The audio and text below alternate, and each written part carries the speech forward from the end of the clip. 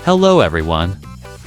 Today, we're diving into a crucial topic for many families managing type 1 diabetes in children.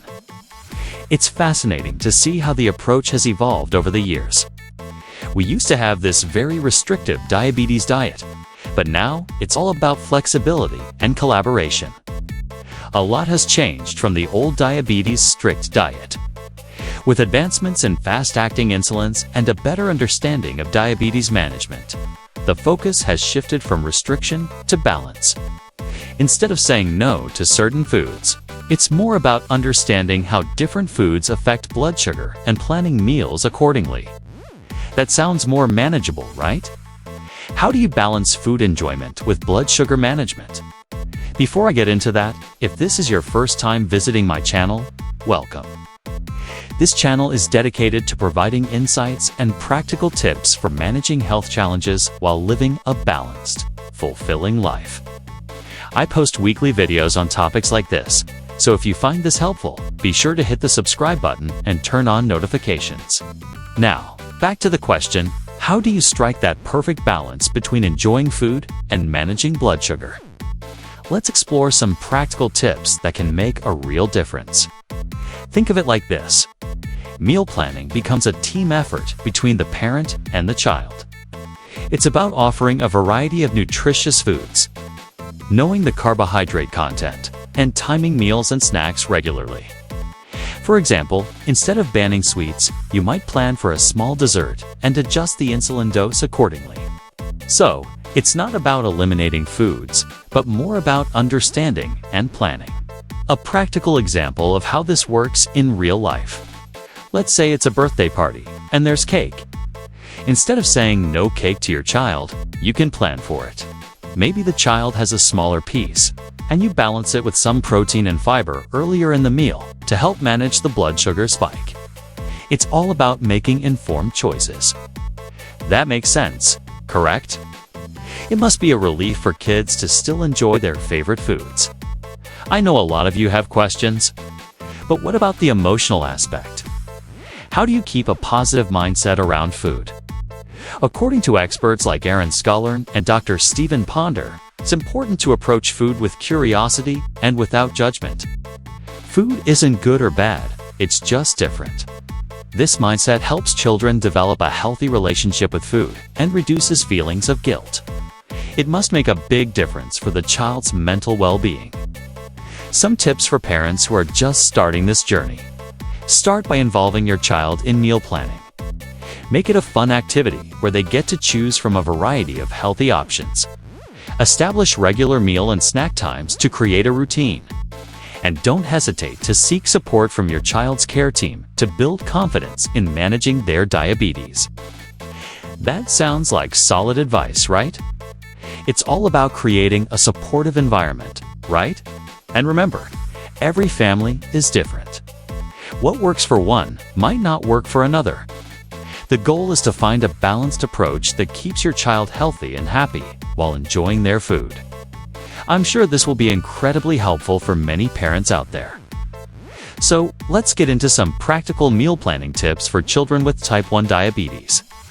The key principles here are offering a variety of foods, understanding carbohydrate counts, and establishing regular meals and snack times.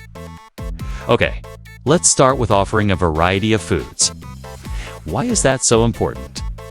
Offering a variety of foods ensures that your child gets a wide range of nutrients necessary for their growth and development. It also helps prevent food boredom. Imagine eating the same meal every day would get pretty dull, right? How do you go about understanding carbohydrate count? Understanding carbohydrate counts is crucial because carbs have the most significant impact on blood sugar levels. You can use tools like food labels, apps, and carb counting books to get accurate information. For instance, if your child wants to have a sandwich, you need to know the carb content of the bread, any spreads, and fillings to adjust the insulin dose accordingly. And what about establishing regular meal and snack times? Regular meal and snack times help maintain stable blood sugar levels throughout the day. For younger children, eating every 2 to 3 hours works well, while older kids can go 3 to 4 hours between meals. This routine helps prevent blood sugar spikes and crashes. That makes sense. So, how do you involve children in meal planning?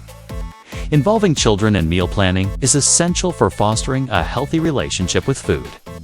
Let them help choose meals, shop for groceries, and even assist in the kitchen. This not only makes them feel included, but also teaches them about nutrition and how different foods affect their blood sugar. It sounds like a great way to empower them. Erin Scullern emphasizes the importance of a positive mindset. She says blood sugar levels aren't personal, and foods have no moral value. No food is inherently better or worse. This perspective helps children see food as something to enjoy rather than fear. Dr. Ponder highlights that management is about choices, and our goal is for children to have a normal life, however they define normal. This means no foods are off limits. It's about making informed choices and finding a balance that works for your family. It really takes the pressure off and makes food more enjoyable. Final tips for parents. Remember to be patient and flexible. It's a learning process for both you and your child.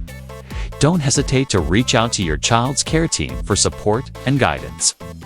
And most importantly, make mealtimes a positive and enjoyable experience for everyone. It's all about creating a supportive and balanced approach to managing type 1 diabetes. Now, let's talk about a fantastic tool for meal planning called the Diabetes Plate Method. It's a simple and effective way to create balanced meals without the need for extensive measuring or counting. That sounds like a game changer. How does it work? It's quite straightforward. You start with a 9-inch plate. Fill half of it with non-starchy vegetables like broccoli, carrots, or spinach. Then, fill 1/4 with lean protein such as chicken, turkey, or tofu. Finally, fill the remaining quarter with quality carbohydrate foods like starchy vegetables, whole grains, or fruit. Does that sound simple? One example: lemon chicken with rosemary and garlic.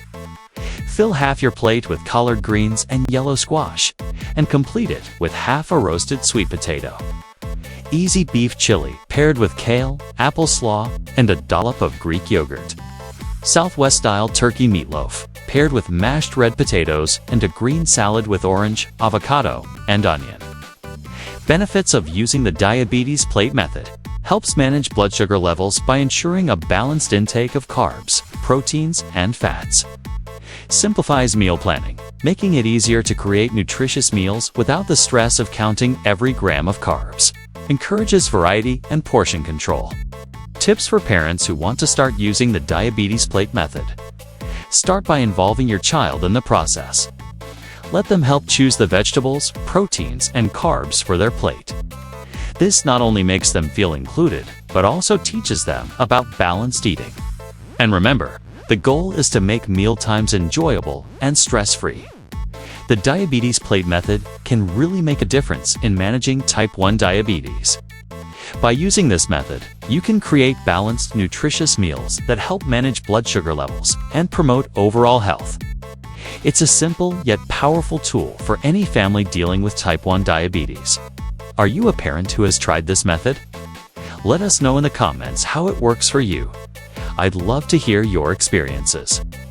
If you found this video helpful, please share it with someone who might benefit. And don't forget to hit the subscribe button for more insights on living well with diabetes. Remember, the Diabetes Plate Method is all about balance and making mealtimes enjoyable for the whole family. It's a practical way to take the stress out of managing diabetes, while still enjoying the foods you love. Thanks so much for watching, and I'll see you in the next video.